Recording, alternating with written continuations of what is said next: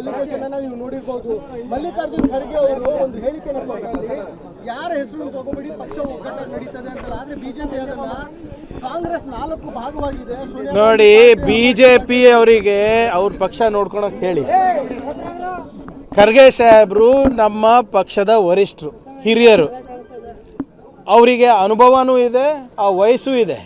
ಯಾರಿಗಾನ ಸರಿಪಡಿಸೋದು, ಬೈಯೋದಿರ್ಬೋದು, ಶಿಸ್ತಿಗೆ ಹಾದಿನಲ್ಲಿ ನಡೆಸೋದಿರ್ಬೋದು, ಅವರಿಗೆ ಅಧಿಕಾರ ಇದೆ.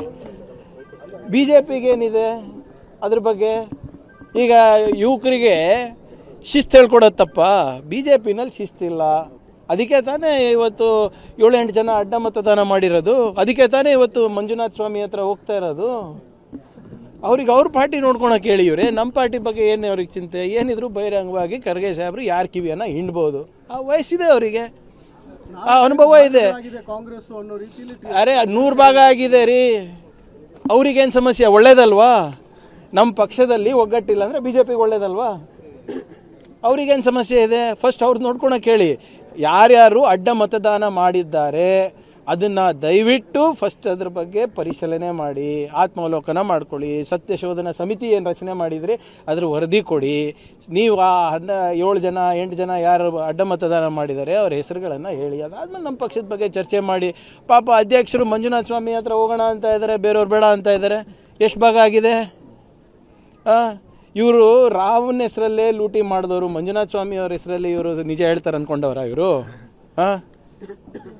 ಅಯೋಧ್ಯೆಯಲ್ಲಿ ಶ್ರೀರಾಮನ ಹೆಸರಲ್ಲೇ ಸಾವಿರಾರು ಕೋಟಿ ಲೂಟಿ ಮಾಡಿದಂಥ ಬಿ ಜೆ ಪಿಯವರು ಇವತ್ತು ಮಂಜುನಾಥ ಸ್ವಾಮಿ ಅವ್ರಿಗೆ ಬಿಡ್ತಾರಾ? ಬಿಜೆಪಿ ಅಲಿಗೇಷನ್ ಅನ್ನ ನೀವು ನೋಡಿರಬಹುದು.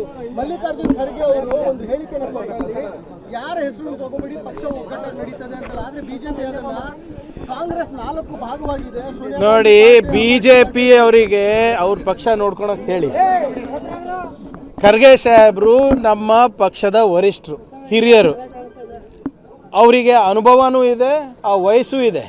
ಯಾರಿಗಾನ ಸರಿಪಡಿಸೋದು, ಬೈಯೋದಿರ್ಬೋದು, ಶಿಸ್ತಿಗೆ ಹಾದಿನಲ್ಲಿ ನಡೆಸೋದಿರ್ಬೋದು, ಅವರಿಗೆ ಅಧಿಕಾರ ಇದೆ. ಬಿ ಜೆ ಪಿಗೇನಿದೆ ಅದ್ರ ಬಗ್ಗೆ? ಈಗ ಯುವಕರಿಗೆ ಶಿಸ್ತು ಹೇಳ್ಕೊಡೋದು ತಪ್ಪ? ಬಿ ಜೆ ಪಿನಲ್ಲಿ ಶಿಸ್ತಿಲ್ಲ.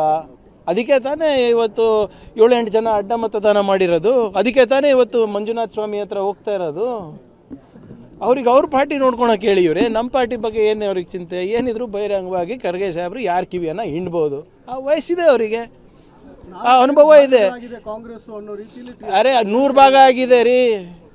ಅವ್ರಿಗೇನು ಸಮಸ್ಯೆ? ಒಳ್ಳೇದಲ್ವಾ? ನಮ್ಮ ಪಕ್ಷದಲ್ಲಿ ಒಗ್ಗಟ್ಟಿಲ್ಲ ಅಂದರೆ ಬಿ ಜೆ ಪಿಗೆ ಒಳ್ಳೇದಲ್ವಾ? ಅವ್ರಿಗೇನು ಸಮಸ್ಯೆ ಇದೆ? ಫಸ್ಟ್ ಅವ್ರು ನೋಡ್ಕೊಳಕ್ಕೆ ಹೇಳಿ. ಯಾರ್ಯಾರು ಅಡ್ಡ ಮತದಾನ ಮಾಡಿದ್ದಾರೆ ಅದನ್ನು ದಯವಿಟ್ಟು ಫಸ್ಟ್ ಅದ್ರ ಬಗ್ಗೆ ಪರಿಶೀಲನೆ ಮಾಡಿ, ಆತ್ಮಾವಲೋಕನ ಮಾಡ್ಕೊಳ್ಳಿ. ಸತ್ಯಶೋಧನಾ ಸಮಿತಿ ಏನು ರಚನೆ ಮಾಡಿದರೆ ಅದ್ರ ವರದಿ ಕೊಡಿ. ನೀವು ಆ 7 ಜನ 8 ಜನ ಯಾರು ಅಡ್ಡ ಮತದಾನ ಮಾಡಿದ್ದಾರೆ ಅವ್ರ ಹೆಸರುಗಳನ್ನು ಹೇಳಿ. ಅದಾದಮೇಲೆ ನಮ್ಮ ಪಕ್ಷದ ಬಗ್ಗೆ ಚರ್ಚೆ ಮಾಡಿ.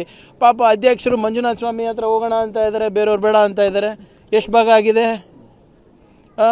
ಇವರು ರಾಮನ ಹೆಸರಲ್ಲೇ ಲೂಟಿ ಮಾಡಿದವರು, ಮಂಜುನಾಥ ಸ್ವಾಮಿ ಅವ್ರ ಹೆಸರಲ್ಲಿ ಇವರು ನಿಜ ಹೇಳ್ತಾರೆ ಅಂದ್ಕೊಂಡವ್ರ ಇವರು? ಅಯೋಧ್ಯೆಯಲ್ಲಿ ಶ್ರೀರಾಮನ ಹೆಸರಲ್ಲೇ ಸಾವಿರಾರು ಕೋಟಿ ಲೂಟಿ ಮಾಡಿದಂಥ ಬಿ ಜೆ ಪಿಯವರು ಇವತ್ತು ಮಂಜುನಾಥ